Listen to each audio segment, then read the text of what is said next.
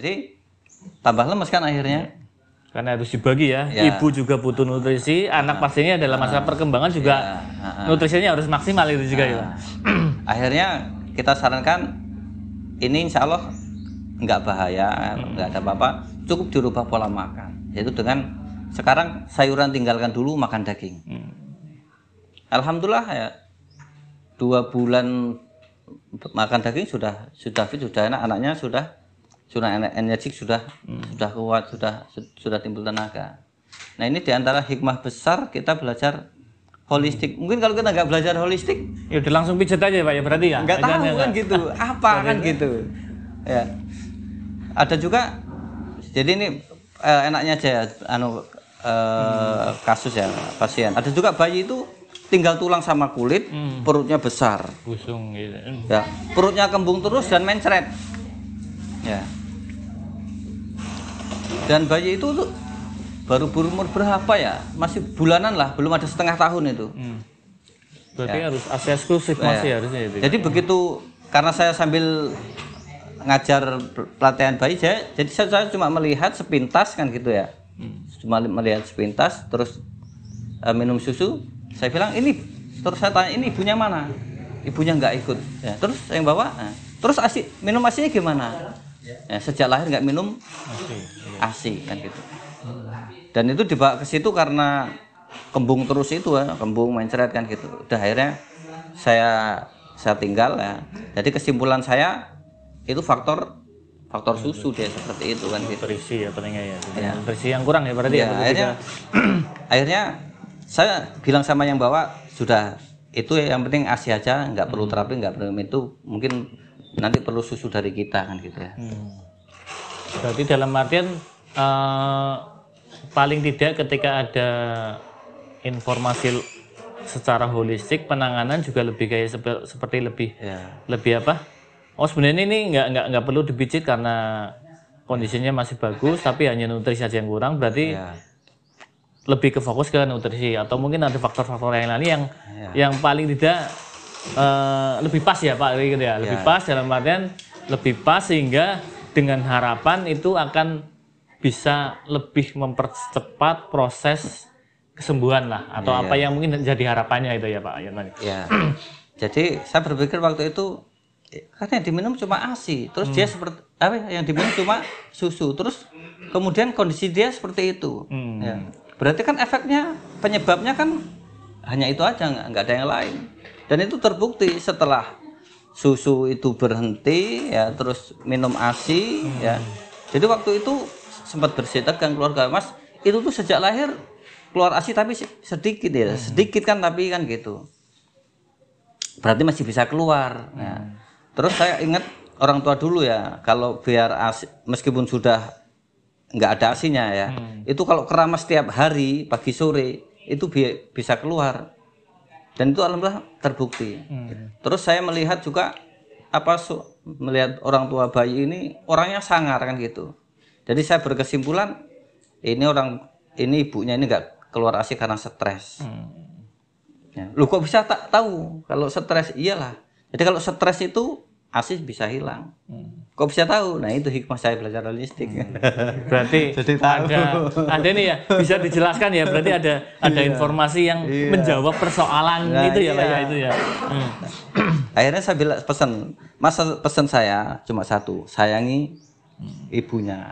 Kamu harus lemah lembut dengan ibunya, itu kuncinya. Nanti insya Allah terus didukung dengan makanan ya, dengan gizi cukup ya, protein yang cukup ya. Ya, insya Allah akan cepat. Ya, alhamdulillah. Ya, jadi begitu minum ASI, terus kita kasih susu dari holistik ya, alhamdulillah kan gitu. Jadi kembungnya terus itu kan besar ya. Busungnya juga kempes kan gitu. Terus langsung cepat berisi kan gitu. Jadi seperti itu. Jadi ini untuk memudahkan biar testimoni seperti aja ya. Jadi jelas. Jadi kita bisa melihat masalah ini karena kita belajar holistik kan gitu. Ada jawaban ya Pak ya itu ya. Jadi sebelum belajar holistik ini, karena kan holistik ini kan sangat luas ya. Tapi yang jelas di holistik ini kelebihannya mengetahui jalan cerita, jalannya penyakit itu, penyebab penyakit itu bisa ditelusuri kan gitu. Nah, baik itu faktor makanan, faktor pikiran, cuaca kan gitu kan.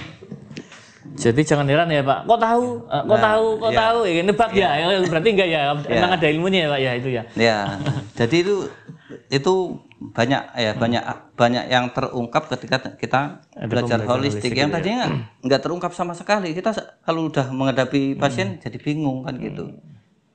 Jadi dulu sebelum kita belajar holistik itu, kalau dengan holistik kan kita bisa mendiagnosa ya. Kalau sebelum belajar holistik kita udah bingung, waduh gimana kan gitu. Tapi kalau dengan holistik kan pertama lihat nadi, ya. Terus lihat untuk mengetahui energi dan organ mana kan gitu. Terus melihat lidah untuk mengetahui sindrom ya, penyakit apa di mana, sifatnya apa kan gitu. Jadi mudah untuk mendeteksi penyakit ya. Saya pernah saya ceritakan juga, itu ada ibu-ibu sering opnam ya. Dan itu vonisnya jantung kan gitu. Nah di holistik itu kan ciri-ciri jantung sakit jantung kan macam-macam jantung kan banyak kan di situ kita baca nggak ada ini. Wah berarti apa ini kan gitu. Saya bilang Bu sampean itu kalau ciri-ciri penyakit jantung nggak ada. Berarti bukan karena jantungnya itu cuma sakit hati. Livernya berarti ya, yang ini ya. Akhirnya ibu itu nangis. Ya habis nangis ibu itu cerita.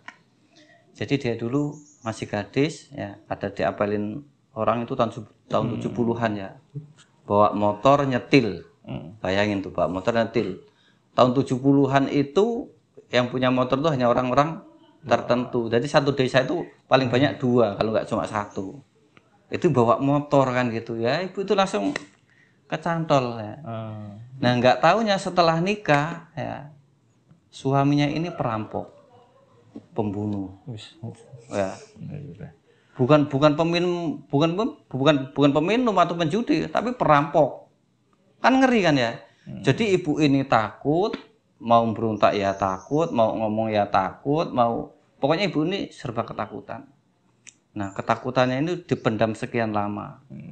Nah akhirnya ketika anak-anaknya sudah besar semua, dia merasa apa ya? Ada yang membackup lah ya, ada yang membela lah ya, ada yang melindungi lah. Akhirnya seluruh anaknya waktu itu dikumpulkan.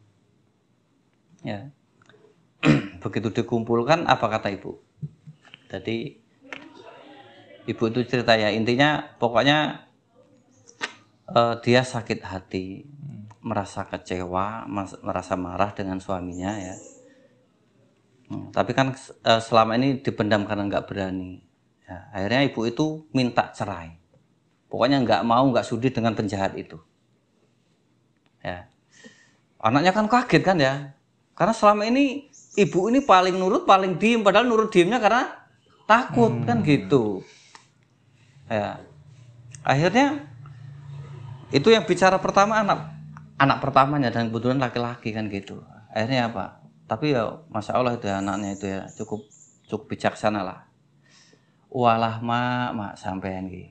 Kaya ngono wis ngaku wong tua dadi mbah, kuwi enggak bisa dicontoh anak. Sudah sekarang istilahnya urusan bapak saya. Kalau ada apa-apa tentang bapak bilang, saya nanti akan mengatasi. Nah, jadi ibu itu merasa itu pembelian dari ada pembelian dari anaknya apa? Sejak pertemuan itu ibu itu berani dengan suaminya itu dan semena-mena. Pokoknya kemarahan yang berpuluh-puluh tahun itu dilampiaskan. Ya. Dan dia nggak mau melayani. Dan kalau ngomong dia seenaknya karena bisa mengeluarkan luapan marahnya kan tanpa batas, tanpa takut kan gitu. Yang terpendam puluhan tahun tuh kan gitu ya. Nah, akhirnya nggak lama dari sering marah-marah itu, nah beliau sakit seperti itu sampai 3 tahun. Keluar masuk itu paling lama setengah bulan lah. Tidak opnam itu keluar seminggu opnam, setengah bulan minggu opnam kan gitu.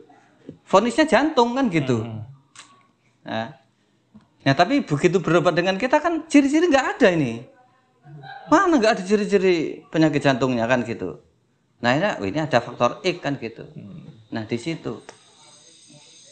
Ya. Jadi dengan belajar holistik ini Masya Allah ya. Dan yang bisa mendukung holistik itu hanya Islam. Ya. Tanpa Islam nggak bisa. Jadi kalau dia bilang holistik, ya, kok dia nggak taat nggak bisa. Karena apa? Holistik itu kan mencakup semuanya ya. Jadi ya akidah, keimanan, ibadah, adab-adab kan gitu. Ya, terus makanan, terus herbal dan seterusnya ya. Jadi kalau holistik hanya makan minum yang lengkap kan gitu, itu bukan holistik tanpa didasari akidah. Jadi pengobatan yang lengkap ya Islam kan gitu. Jadi kita akhirnya lengkap ya. Jadi kebetulan saya latar belakangnya agama. Jadi dari min sampai di perguruan tinggi itu agama. Jadi untuk menasihati orang itu enak kan gitu. Jadi kalau sakit pokoknya ya Bu atau Pak sabar. Ini ujian ya. Dengan ujiannya kalau kita sabar akan menggugurkan atau menghapuskan dosa. Kita dapat pahala, iman kita naik kan gitu. Jadi enak ya. Nah, dengan holistik itu ya dulu sebelum belajar holistik itu kita nggak bisa mengungkap apa kan gitu. Jadi sampai penyakit ringan aja nggak ngerti kan gitu. Tapi dengan holistik ini penyakit yang di luar ya itu kita bisa tahu kan gitu. Sampai pernah ada itu orang itu kalau vonisnya itu apa ya diguna-guna orang. Vonisnya diguna-guna orang kan ya. Nah kalau diguna-guna sihir kita kan tahu kan ya. Karena kita dulu awalnya juga ruqyah. Jadi ciri-ciri orang yang ya kesurupan atau diganggu jin kita paham. Ya. Terus tanda-tandanya juga paham. Hari-hariannya itu kita bisa tahu kan. Seperti gelisah kalau di rumah pengennya pergi, kalau pergi pengennya nggak bisa tidur, malas ibadah ya. Minum aja suruh baca bismillah nggak mau, cuma bismillah aja nggak mau dia. Makan kan itu, suruh malas sholat kan gitu. Tapi ini kok orangnya rajin sholat ya, ibadah apa bismillah dan seterusnya bukan. Terus dia bisa tidur nyenyak kan gitu. Akhirnya kita buka ya buku holistik ini kan, faktor-faktor kejiwaan itu. Apalagi di buku kitab herbal holistik itu kan ada kan yang kejiwaan itu kan. Iya, tanda-tanda wah ini ada semua ini. Berarti faktornya jiwa. Ya. Akhirnya kita sarankan dah, sampean nggak usah ke dukun lagi, nggak usah diruqyah lagi, ya. Ini hanya jiwanya yang guncang saja. Ya ini kalau pasnya ya itu di rumah sakit jiwa atau ke psikiater. Tapi kalau sampean mau kita juga punya obatnya kan gitu. Ya. Makanya alhamdulillah waktu itu kalau nggak salah dikasih cerebral tonic kok ya. Atau pemulih jiwa. Jadi ya karena kita banyak yang menangani semacam jadi kasus ya Pak. Ya, jadi dengan belajar holistik ini kita bisa mengetahui penyebab penyakit yang sangat banyak kan gitu, yang sangat kompleks kan gitu. Karena memang yang kita pelajari sangat banyak kan gitu ya. Dan belajar di holistik ini kayaknya nggak ada habisnya, nggak ada selesainya. Maka saya berangan belajar holistik nggak akan pernah tamat. Nah. Karena kan nggak ada loh Pak. Ya, kalau sarjana holistik nggak ada kan. Kalau belajar pengobatan tamat ya selesailah penyakit. Berarti kan udah nggak ada penyakit itu. Jadi kalau sudah nggak ada penyakit baru nggak belajar. Tapi selagi ada penyakit dan penyakit itu kan wah ya, tambah kan berkembang gitu, banyak macam-macam kan gitu. Ya kita harus belajar terus kan gitu. Ya. Jadi kalau kita jangan harap ya Pak bisa selesai Pak ya itu ya. Kalau selesai berarti ya berarti penyakit sudah selesai kan gitu. Nah, dan saya senang belajar holistik itu seperti itu, ilmunya sangat luas sekali ya, macam-macam masalah dikupas diselesaikan kan gitu. Sampai saya ada pasien itu, dan itu banyak ya, kalau kamu pengen ngerti masalahnya ya, sampai entah itu penyebab makanan atau pikiran, itu kamu berobat ke sana, nanti terungkap. Itu kayak malaikat itu di sana. Jadi gitu ya. Karena apa? Mengetahui kan gitu. Padahal itu sebenarnya ada ini ya Pak, ada pakem ilmu dan ada runtutannya sebenarnya kan. Jadi kita seolah-olah dengan melihat lidah ini kan kita mengetahui penyebab penyakit ya. Penyebab macam-macam penyakit itu tadi, entah itu faktor kejiwaan, makanan. Kalau makanan mungkin mudah lah ya, penyebab makanan. Kalau makanannya panas ya orangnya panas kan gitu. Kalau makanan dingin orangnya dingin. Tapi kalau kejiwaan gimana? Ya, tapi kok ya bisa tahu kan gitu. Jadi belum lama ya paling seminggu sebelum saya kesini lah. Itu ada orang konsul kan gitu. Dia sakit itu nggak sembuh-sembuh, sudah dikasih obat, ya, sudah konsul dengan kita, ya. Terus secara penyakit organ ya kita sudah kasih obat kan gitu ya. Tapi dikasih obat itu bukannya tambah sembuh tapi tambah drop. Akhirnya begitu datang saya bilang, sampai itu yang sakit bukan organnya, tapi yang sakit hatinya. Ya. Akhirnya dia langsung nunduk kan gitu ya. Iya. Jadi dia selalu jengkel dengan orang, selalu iri dengan orang. Loh, kok bisa tahu? Dari mana? Loh, kan untuk penyakit-penyakit organ aturan dengan itu kan sembuh kan ya. Dan ini ya kelebihan yang mengapa saya pegang erat betul ya pengobatan holistik itu ya. Jadi pengobatan holistik itu jelas. Jadi kalau mengungkap, oh ini yang bermasalah organnya, organ utama yang kena umpamanya limpa kan gitu ya. Ya, berarti ini limpanya lemah, jantungnya ikut kena kan gitu. Jantung kena, hatinya juga kena. Loh, dari mana kok bisa tahu? Nah ini ya, di holistik. Jadi kalau pengobatan holistik itu jarang minum obat kok sampai berbulan-bulan, apalagi seumur hidup, bertahun-tahun, apalagi seumur hidup. Ini kan nggak masuk akal. Masa pengobatan kok nggak ada rentang waktu, nggak ada batasannya gitu, kan ya. Gitu. Nggak ada standar. Nggak ada standarnya. Ini bukan pengobatan. Kalau pengobatan itu jelas. Nah di holistik itu nggak ada. Jadi ketika kita belajar holistik itu nggak ada ceritanya kok minum obat sampai sebulan itu istilahnya sangat jarang sekali. Apalagi sampai 2 bulan 3 bulan nggak ada. Jadi paling habis sebotol itu sudah banyak sekali perubahannya. 2 botol paling mentok itu 3 botol udah selesai kan gitu. Nah ini kalau ada pengobatan kok sampai bukan hanya sehari 2 hari sebelum kok bertahun-tahun, bahkan ibu atau bapak sampean harus minum seumur hidup loh. Ini kan nggak jelas. Jadi apa fungsinya, apa kan gitu. Nah jadi kalau di holistik ini penyakit itu betul-betul bisa diketahui. Kan diketahui penyebabnya, diketahui organnya, kan gitu, diketahui energinya kan gitu. Jadi masya Allah, jadi akhirnya kita ini yang awalnya cuma bekam pijit itu kan, akhirnya pasien itu ya macam-macam kan gitu, hampir semua penyakit yang berat-berat kan gitu. Jadi akhirnya pasien yang datang itu sudah istilahnya sudah belenger dengan obat lah, atau sudah putus asa dengan pengobatan-pengobatan yang ada. Akhirnya dengan kita kan gitu.